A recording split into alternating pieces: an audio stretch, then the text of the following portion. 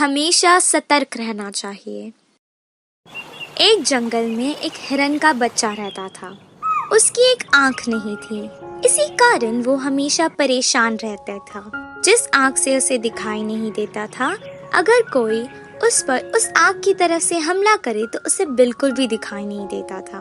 उसके सभी मित्र उसे कंडी कंडी कह के उसका मजाक उड़ाते थे, जिस कारण वो हमेशा दुखी रहा करता था। मेरे सभी मित्र कितने खुशी से खेलते हैं, मैं ही उस आग की वजह से हमेशा चिंतित रहती हूँ।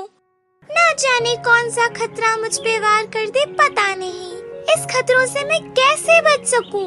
उसे शिकारियों से, जंगली जानवरों से हमेशा डर लगा रहता था। वो हमेशा यही सोचा करता था कि वो इन सब से कैसे बचे। बहुत सोचने पर उसे एक उपाय सूझा। तालाब से तो मुझे कोई खतरा नहीं, तो मैं एक काम करती हूँ। जिस आग से मुझे दिखाई नहीं देता, उसे मैं तालाब की ओर रखती हूँ, और जिस आग से मुझे दिखाई देता है, उससे मैं जंगल की तरफ देखती हूँ। अब मैं सुरक्षित हूँ। अब हर दिन जैसे उसने सोचा, वो बिल्कुल वैसे ही करने लगी और अपना जीवन चिंता मुक्त होकर बिताने लगा। पर एक दिन तालाब में एक शिकारी नाव में शिकार के लिए जंगल की ओर आ रहा था। तब उसकी नजर एक आंख वाले हिरन पर पड़ी। ओहो, बिना कुछ किए ही मुझे मेरा शिकार मिल गया। हा हा। हिरन को उस शिकारी के आने की भनक भी नहीं पड़ी और वो अपना चारा खा रही थी। मैं एक शिकारी हूँ, मेरे हाथ में तीर कमान है।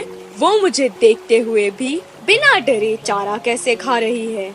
अच्छा, शायद इसके दिन पूरे हो गए होंगे। उस शिकारी ने तीर चला दिया। तीर जाके हिरन के पैर पर लगा।